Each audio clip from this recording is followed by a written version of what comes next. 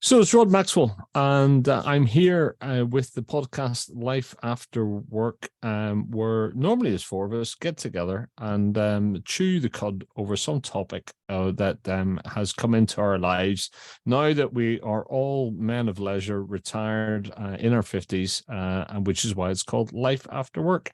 But there's only three of us today. We all, at the moment, ever since lockdown ended, we can never get all four of us together. It's amazing how life moves on, isn't it? But here with me today is, first of all, dentist to the stars, Mr. Ash Sharma, former dentist to the stars, now retired, doing lots of other things. Mr. Sharma, how are you, Ash? All good, all good. How are we all doing on this lovely afternoon? It's not raining. It's already a bonus, isn't it? It's not raining. It's not raining, but there's hardly a drop of water in the area, owing to a surge. Anyway, a broken pipe somewhere.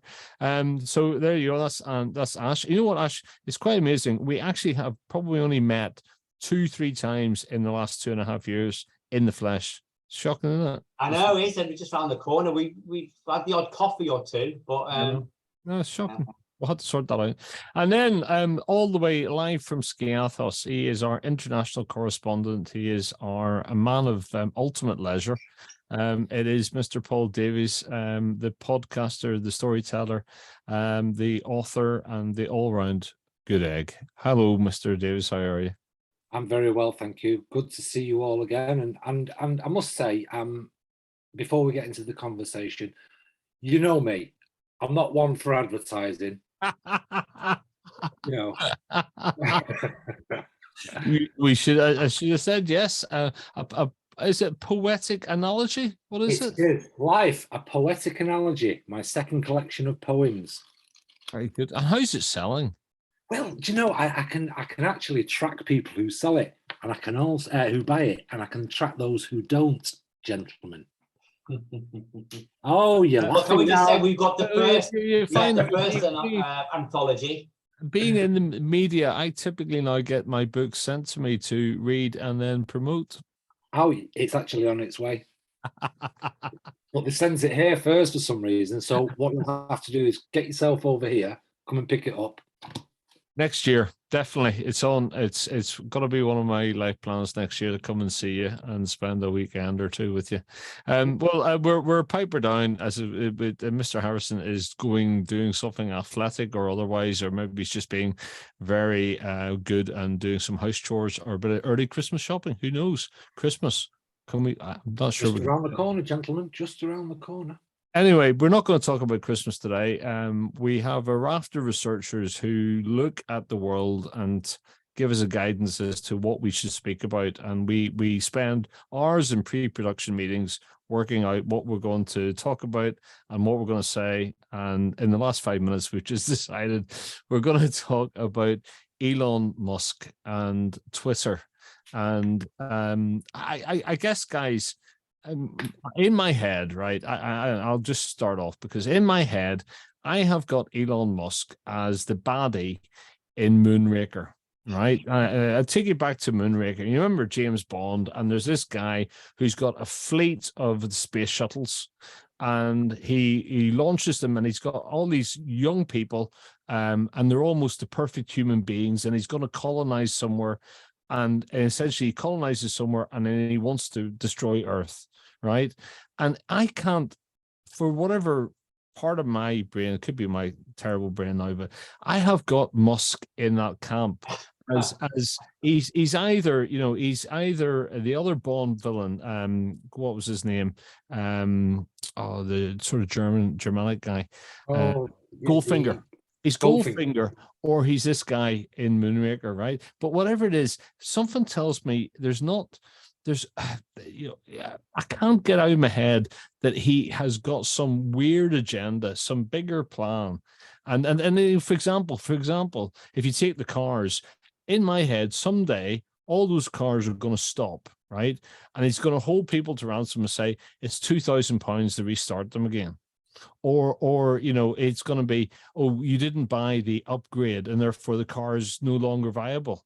You got to buy the upgrade. It feels to me like he's got that much control And I was thinking, why buy Twitter, right? I couldn't understand it. If you think about businesses and portfolios, there's normally a sense of understanding about what's in your portfolio. You buy companies that are like each other. That means you get synergies or whatever. And he goes and buys, he's got SpaceX, he's got the car company, and what's the car company called again? Tesla. Sorry, goodness, I only said it a few minutes ago. Yeah. But then he goes and buys Twitter. Now, either he likes collecting companies that start with T, or but what was it? And part of me thinks, and tell me what you think. But part of me thinks, is he such a megalomaniac? Is he such a control freak that he just likes to almost take big things on and control them and control the agenda? Or has he got some more sophisticated, uberly bright plan than that? Or was it just good value for money and he thought, actually, I'll take a punt on this. I don't know, it's only $80 billion or whatever it was. I'll just take a punt. What's going on? At first, I thought when he was buying Twitter, he was doing it for the purposes of expanding his brand in as much as he could get his brand on Twitter and people talk about it and share it and retweet it and do whatever. But the more I think about it, you get a space mad, supercar mad, richest man in the world buying a social platform, and I'm not altogether sure now in my own head why he has bought Twitter. I mean, what worries me is that he put in a bid, didn't he, and then pulled out, and because of the pending court case, he decided to change his mind back again and go, okay, I will buy it. So I'm not. I think it might have been. Do you know what I think it might have been here? A knee-jerk reaction of a super billionaire who thought, "Oh, Twitter's up for sale. I'll buy that because I can." And then his advisors have gone, "Why do you want Twitter? You don't need what you're spending all that money on Twitter for." And he can't back down. Yeah, but then they've gone in and go, "Oh no, hang on a minute. We've got legal procedure here. We're taking you to court. You said you'd buy it. You're buying it." So I don't know what you said about the cars. I mean, we had that discussion off air about his cars, where I was a bit giddy, the fact that you could upgrade your accessories by ordering them and it downloads to the car. It's already in there. All that stuff's there. Yeah, it just hasn't been enabled. Exactly. But when you said, yeah, but what about the point where he makes your car stop and you need so many $1,000s to get it restarted? It's a possibility. But here's something else that I found quite strange. He's the richest man in the world, right? He's the richest. Elon Musk is the richest man in the world, according to Forbes 500 or whatever it is. But to me, it's like he's just landed on Earth a couple of years ago, because after I'd never even heard of him or the Tesla car. And it's like, where's he come from? Where you normally, I mean, Donald Trump, okay? Donald Trump's a rich bloke, but you know about his history, the Trump Towers, all his what goes on, Bill Gates, all those sort of, not so much superpowers, but all those people who are billionaires, you kind of know where they come from. It was 2-3 years ago, I had no idea who Elon Musk. People were saying, "Oh, Elon Musk, who the hell's that?" He's just like come from some weird spaceship somewhere and gone, boom, I'm the richest man in the world and I own Tesla. It's very peculiar to me where he's propped up from. Very strange. You know the interesting thing, Paul, is he's the one we know about. There's many, many more of them that we don't. Yeah. And it's like we were all saying just before off it, I know we weren't going to talk about politics and stuff like that, but it's guys like him and the ones you don't know who are the puppet masters for politics, without a shadow of a doubt, because they will say behind closed doors, "I will pull 400 billion out of your country if you pass this law, or that goes that way, or this goes that way." These are the people. It's not the politicians, like we said before, I think on podcasts. It's not the politicians and the governments that are running countries or the world or the globe. it's these super billionaires, these super rich that are calling all the shots. That's what I think. It's like a Mason thing.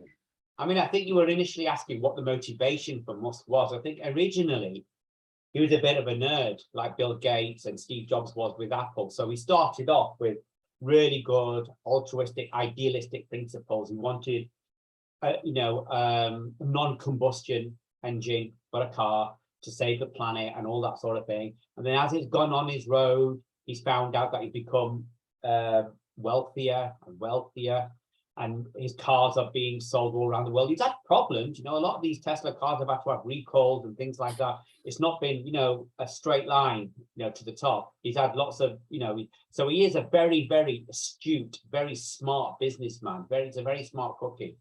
And I think what's happened now, he's got to the point of his wealth whereby he's thinking, right, it's a vanity project for him now. If you look at SpaceX, I think we did talk about this, a few months back. We're talking about billionaires who are richer than God, and what are they going to do with that money? So they'll think, oh, I want to go to space, for no other reason, just to be the first one there and spend all that money. What they could have done, and what Bill Gates is, I guess, he's doing a little bit now with the Melinda Foundation, is they could be, looking at infectious diseases around the world. They could be looking at starvation, food. If you wanted a legacy of the ages, and you were that rich, you could go down in history forever, for absolutely ever. And kids would be reading about you for centuries down the line as the person who actually funded the end of starvation, the end of illness in Africa and Asia and all that sort of. He could easily do that, but they're too vain. And so when you spend, I don't know how much Twitter cost in 20-30 billion, does it? All it was an expression of his power. It's like when you get royalty or kings back in the day, an expression of power to invade somewhere else, wouldn't it? That's what he's doing. He's taking over another company. He's letting them know that he's going to tell you who's in charge and whose account is dead and whose account is reopened and who can't come on, who can't. He's going to be charging, is it $7 for each account to get it activated? Yeah. So he's just basically saying that, I'm putting my other marker on now. I've done Tesla. I'm sorting out this. And this is the next part. I'm in charge of communication. And then what you're saying underneath that, to scratch beneath that, is how much power does he have now? He controls communication now, doesn't he? It's scary. It is. He's more powerful than some governments in the world, isn't he? But we've been here before in terms of that power, because if you look at the Murdoch set of newspapers, for example, and the access to people's the readership that they have with that, there was a time when people thought that Rupert Murdoch would pull those strings more obviously than he did, and of course I think he probably did in terms of supporting certain political parties and members of that party for PM and stuff like that.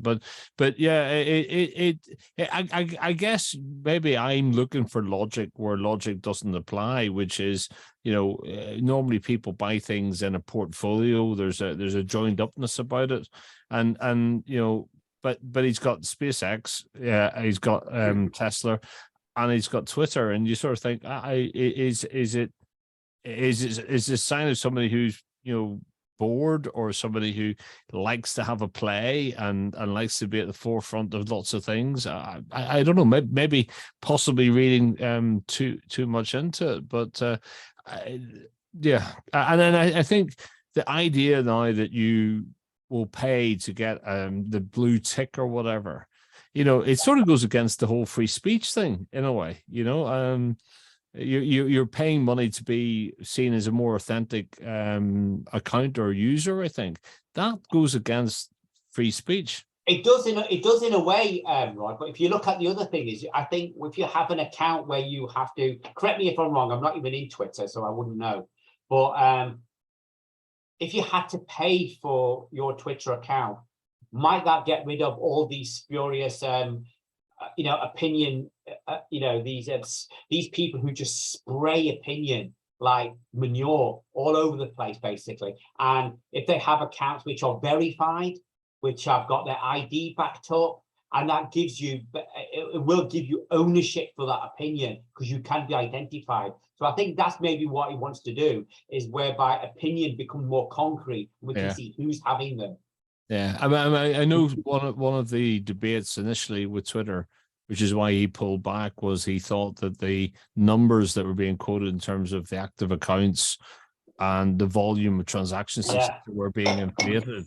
But I can see your point where he's basically saying, well, look, actually, if we authenticate, it protects certain people like the big celebs, for example, and it means that we get more authentic users. I can see that. And what was it? It's something like $8, $12, something like that. Well, it gets rid of the anonymity. The anonymity of it is if people are so committed to their opinion, then surely $7 a month isn't going to stop them.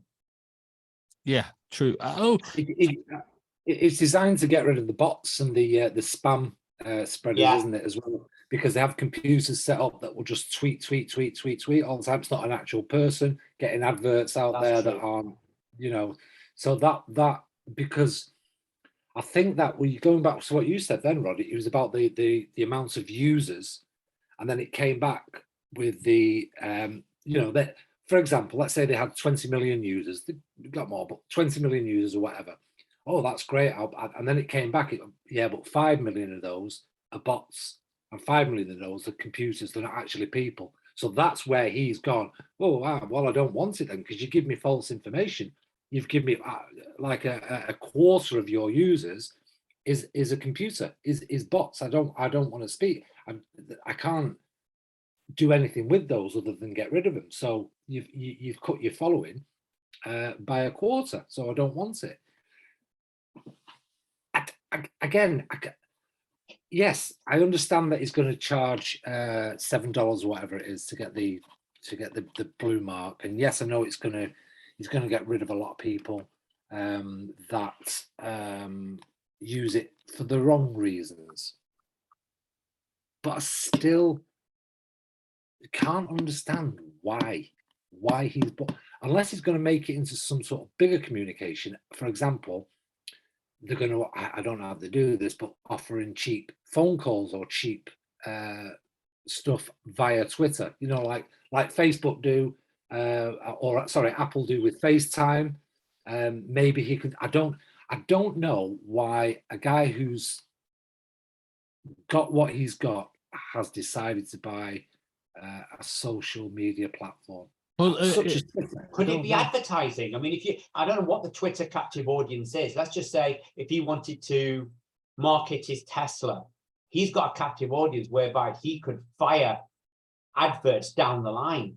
And, at the end of the day, even if some percentage of them stick, that's still going to be a sale. There's got to be a reason for it, hasn't there? I think potentially he's got a captive audience who, a lot of people, believe it or not, they do idolize Elon Musk. They think that, the sun shines out of his where, and they basically think that he's a visionary.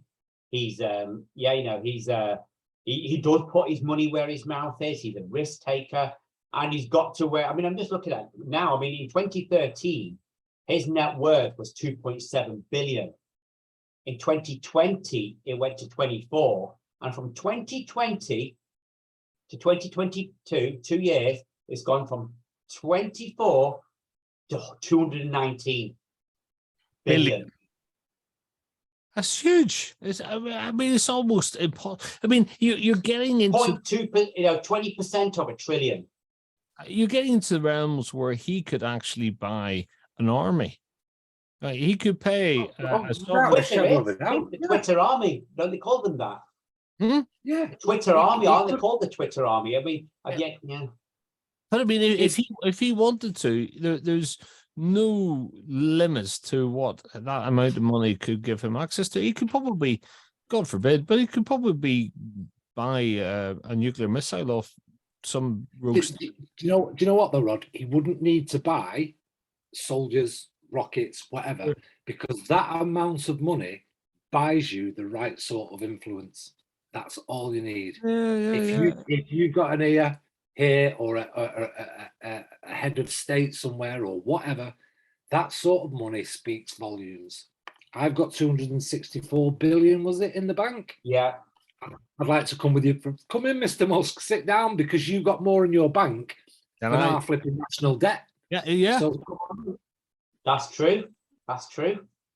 it's a very good bargaining tool. So the amount of influence he could, if Elon Musk goes out and buys a load of tanks, he'll be called a warmonger.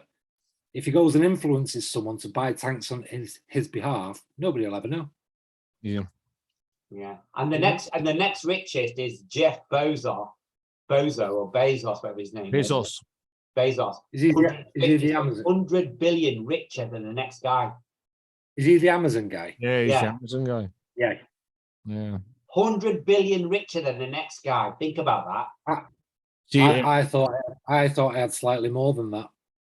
Bezos Well, this is Forbes 2022.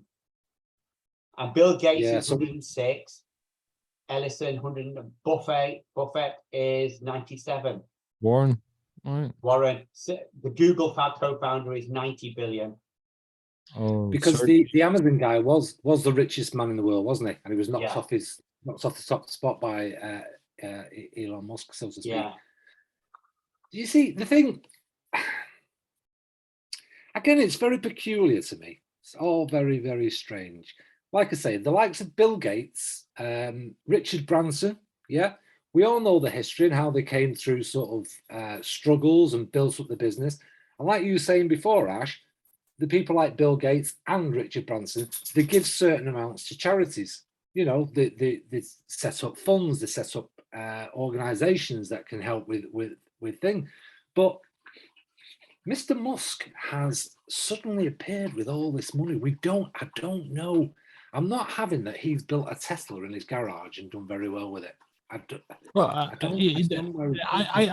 think the guy needs to employ a PR company, because if you take Gates, if you take there probably is only Gates, but there's certain people who are seen to do positive things with their money, right? And it takes that edge off them being a corporate greed, right?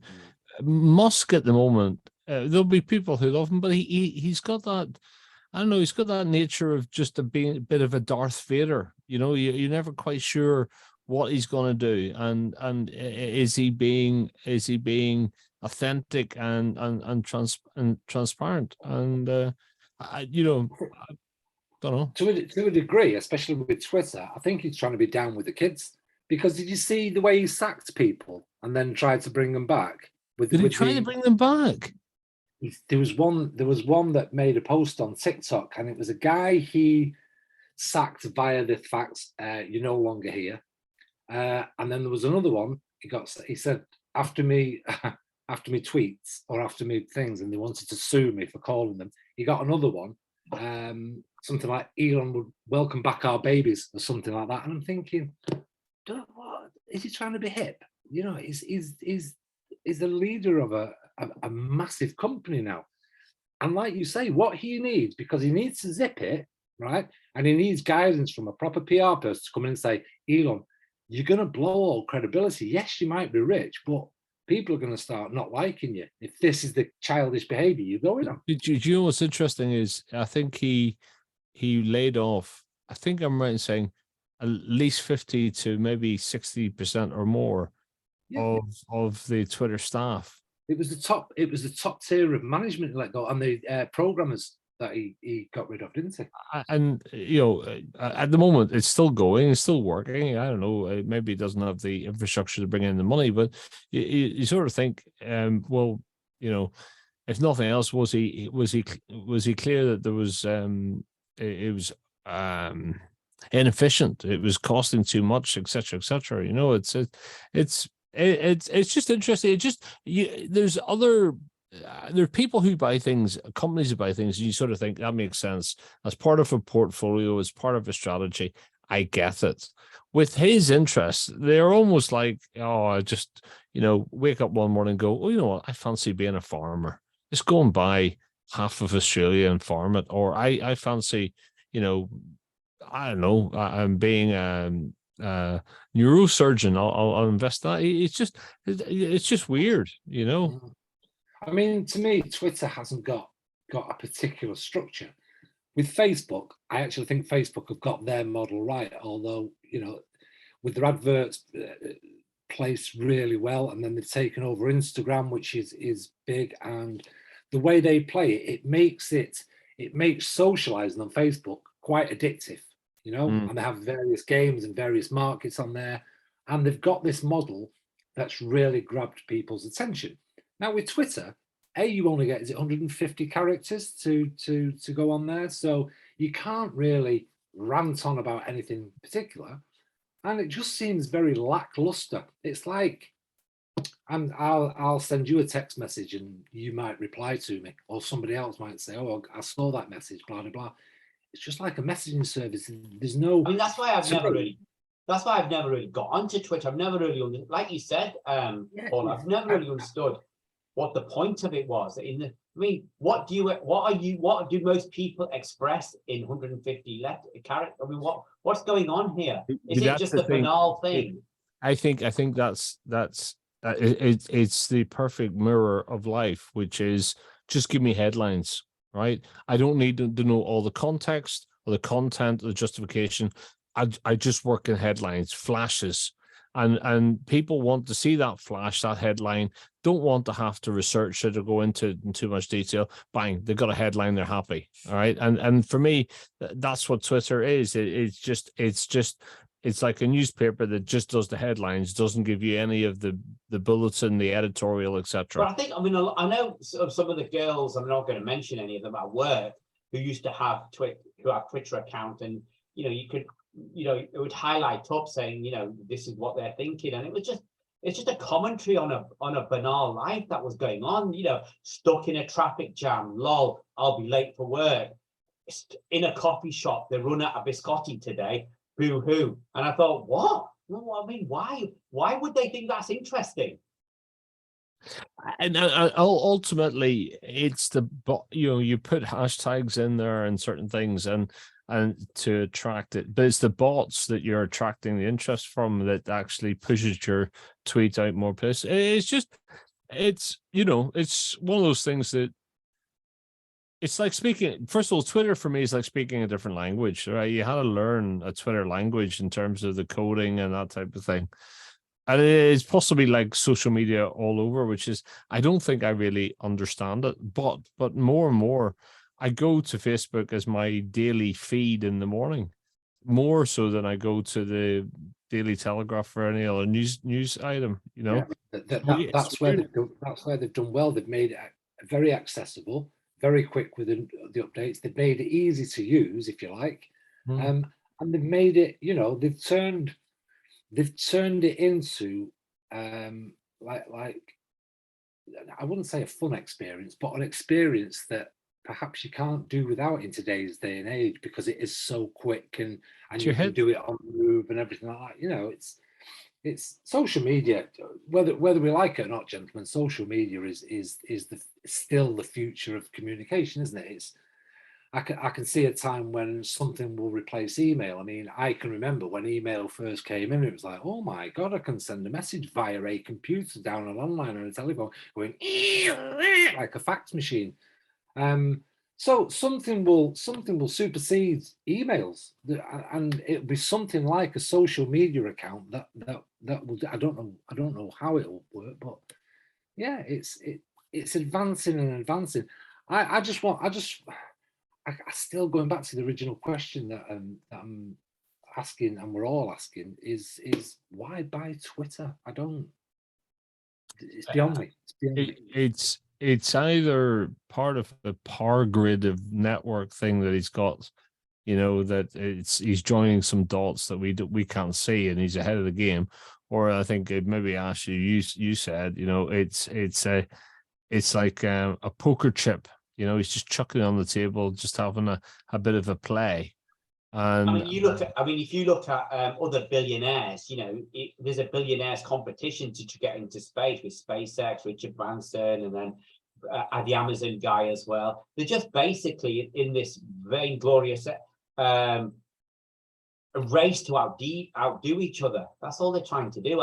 It's a vanity thing, isn't it, really? But I think we're not really going to find out, because it's only just happened, I guess, until a year or two down the line, and you're going to see what his reason is. You'll suddenly start realizing all these synergistic partnerships that he'll have with his other companies, with SpaceX and Tesla, and all this advertising revenue, and then connecting Twitter accounts to your Tesla car, and this, that, and the other. Who knows? One thing Musk isn't is stupid. No, so, yeah. Because I was just thinking there is history to this. If you think Richard Branson did a number of things, not on the same scale, right? Not the same money, but he did a number of things that were abstract to his core brand. Like he took that balloon and went into the Earth's atmosphere, for example. He had the motorboat that was going at the speed of whatever and I think he crashed that, wasn't he? He was involved in an accident on that. But he's had a number of brands that you wouldn't say all add up. But the thing that was adding up was they're all Virgin. They're all reinforcing his brand. So I guess there's some history of this, or there's a pattern with other people. But I think didn't Richard Branson start off with Virgin Records? That's how it all started, wasn't it? He was the one that what made his millions was Mike Oldfield's Tubular Bells. Yeah. So the Exorcist music, he did all that, and then from that money he started Virgin Records, and then from that, he did Virgin Media. Yeah. And then out of nowhere, I think he did the airlines, which is really strange, isn't it? Because that's not related to media or anything, is it? It's not at all related. But the one thing is, they were all with his brand, and therefore the brand was the pervasive, consistent thing. So, and Virgin brand then got cooler and cooler. And when he did Virgin Galaxy or Galactica or whatever, you think it's all part of that. This one, there's no theme and across them. But maybe in 5 years' time, it'll all come into place, and we'll be living in a Musk world with our Musk clothes on and Musk Corporation, and we'll all be driving a Tesla. There you go. Well, the thing, obviously, with the space race between those three guys, Amazon, clearly, they're going to get there first, aren't they? Because they've got Prime. That'll get you there faster. Who's publishing your get you there next day, won't it? This workout, who's publishing your books these days? Well, I can't remember the name of the Amazon group that's publishing, but I think Amazon did a very good job of publishing the book. There you go. Life of Poetic Analogy. This podcast is sponsored by Life of Poetic Analogies at all good bookshops, especially Amazon Prime. Yes, for a mere $5.99, gentlemen. It's less than the price of a decent coffee, and they're all automatically signed. There you go. Well, you're only probably about 5 steps behind Elon and behind Sergey and all those others. I can see this. I can see the trend of a multimedia mogul coming. Knowing my luck, though, somebody would offer me Twitter for sale, and I'd buy it. Do you have a cat that you stroke at night? Do you, Mr. Bond? I said, Mr. Musk, I've been expecting you. In your devil's there. I'm far too busy with the Indie Writers Book Club at the moment, aren't you? Anyway, so it'd be like that. See, what do you want me to do, Musk? Do you want me to talk? No, Mister Whatever. I expect you to update your car. That'll be it. You'll be. I don't know. I've been watching too many things on Netflix recently where the world stops and whatever. But you can imagine a situation where we get to the point where you're sitting in a car, you're locked in your car, you can't go anywhere, and because somebody has hacked the network. There you go. Talking of Netflix, while we're on it, I will recommend. Now, bearing in mind, I don't like this group, but there's a film called The Dirt on Netflix, and it's about the Motley Crue and their rise to fame and all their life. Who obviously a massive rock band, huge rock band, Motley Crue. Motley Crue.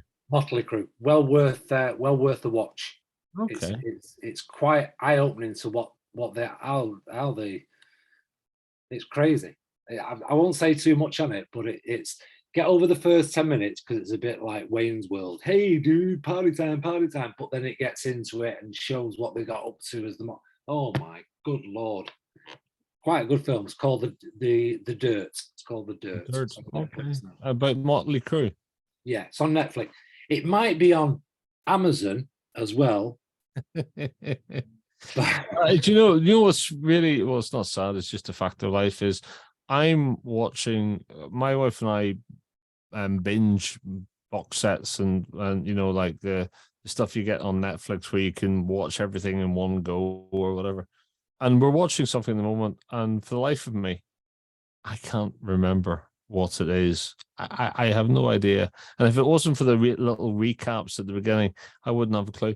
And what's really sad is I have watched so many of these over the last 2.5 years of lockdown, and I don't remember hardly any of them. It's just boom, boom. That's great, because you could go on forever watching the same thing, couldn't you? You'd never get bored. Yes, and you could say that my read only or my random access memory just keeps on dumping stuff out there, so I've got lots more space. But honestly, I there's something I'm watching at the moment, and I haven't got a clue right now what it is. But as soon as I sit down, I'll be okay. It's something about war, but anyway, can't remember. Anyway, it takes us off our subject. Well, so Elon Musk, in 5 years' time, if we're still doing this podcast, which I think is a very good chance we will be, we'll be doing it with our Musk uniforms on and our Musk yeah, and we'll all be living in a Musk world. Either that, driving electric, a Tesla Twitter car. or a motor scooter, a mobility scooter in my case. Or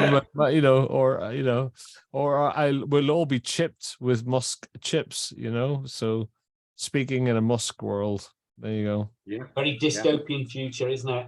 I tell you, I'm gonna go back and watch James Bond, Moonraker. There you go. I Actually, think talk about recommendations. I mean, I'm watching something from BBC, The English with Emily Blunt. That's actually really quite good. English. Well, I like Emily Blunt. What's it Yeah, called? it's very The good. English?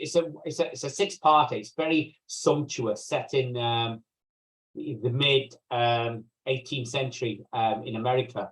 So you know, during the colonization of the West, when they were taking away the Native American lands and you know redistributing them and all that sort of thing. And so she comes from England as an aristocrat for a mission, for revenge.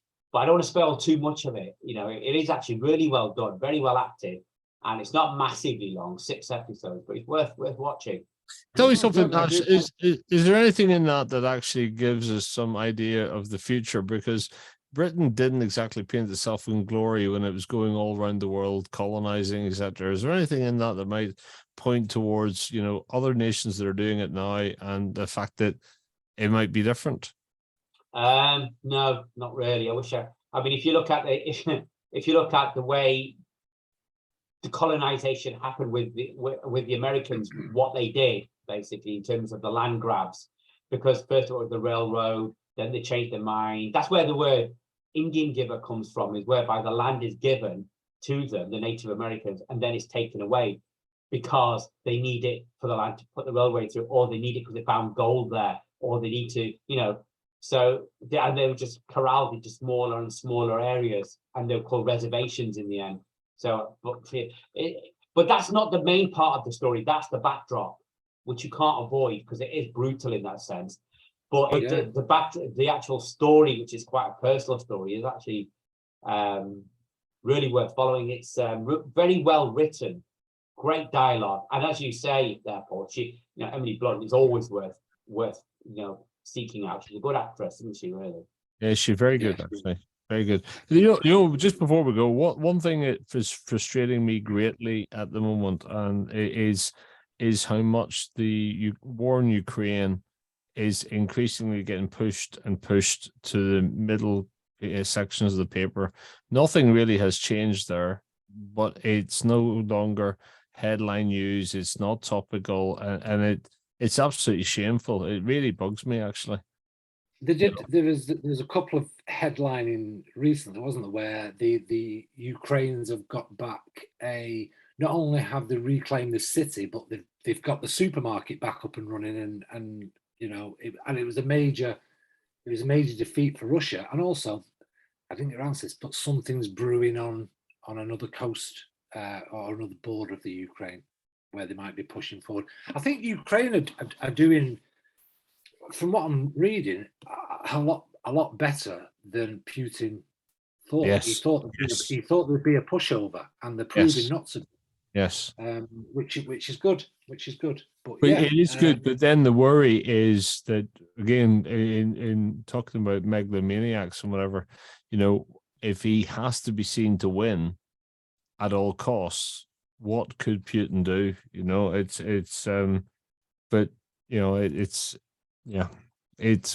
It's never far away from your thoughts, but it just seems to be that the media's moved on a little bit, and we need to be careful not to do them a disservice, if you like, Yeah, absolutely. Yeah.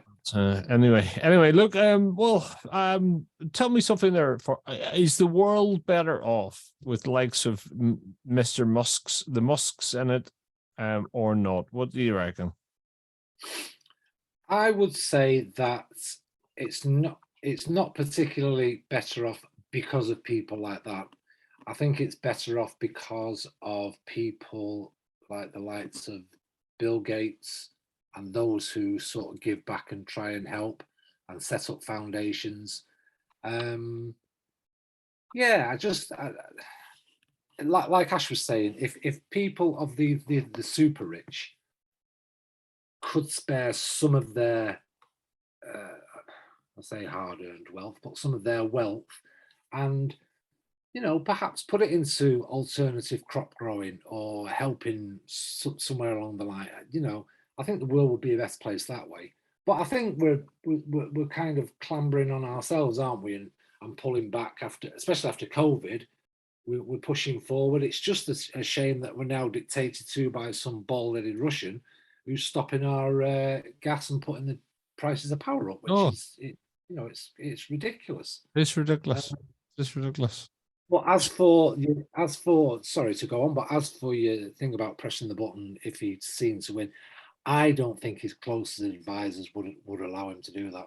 I think he might try it, but I think they might render him mentally incapable and have him put in a thing, because nobody, I don't care who you are or how much, if you are of normal society and you are a decent person, you cannot agree to the fact that somebody will press a nuclear button and end the majority of civilization. Well, I agree with you. I just hope that whether it be a very large private corporation or a so-called sovereign state or a democratic state, that there's enough governance and control and authority around people that they can do the right thing. That's always the thing. And what always worries me about somebody who appears to be like a megalomaniac is that they're not very good at listening to people, and other people are not very good at telling them no. No, exactly. Yeah. But that's why I think what will happen is people take it out of his hands, like Paul was saying. They might not have a choice. I think that will happen. I think there's at the moment there's a lot of sycophants around Putin, isn't there? Because basically they'll end up being shot.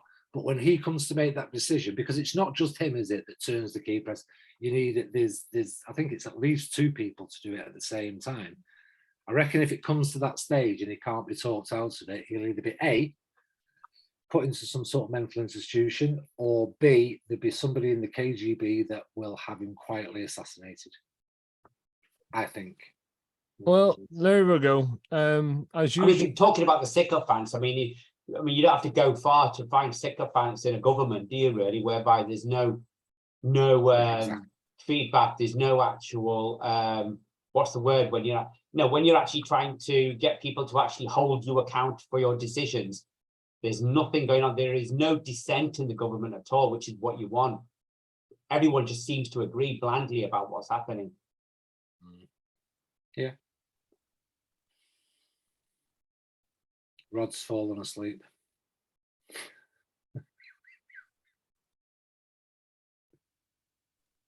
You're on mute, Rod. I think you've got on mute. Sorry, guys, I had to take a phone call there. Oh, I see. It doesn't often happen, but there you go. I just it was a London number. I thought it could have been an agent looking for me. You know, I thought it was maybe the BBC or Virgin Radio or something like that. Or Elon Musk. Well, yeah, apparently it was Mr. Putin saying, "Do you want to start up a rock station in Russia?" So there you go. The world works funny ways. Or can you imagine? He wants you to read his poetic analogy in person. Oh, that's Paul's job, That's your job, Paul. I mean, don't stutter. Yes. Don't stutter. Yes, my friend. He said actually, they said on the call, you working with those 3 other cosmonauts who talk space age stuff that nobody understands, and we hear your influencers in the world, but anyway, there you go. It was an agent. It was an agent for Paul. Well, look, as usual, we start off in one place and we go to another place, but there is a bridge, and the good thing is there is a bridge. Hopefully it wasn't a bridge too far. It was lovely to see you. Nick, we'll be back again. We're not really doing this in a very frequent basis. We're sort of doing it and suck it and see and what comes up. So stay tuned for the next episode of Life After Work. Thank you for listening to this one. Gentlemen, good to see you. Have a great week, guys. See you later. Bye all.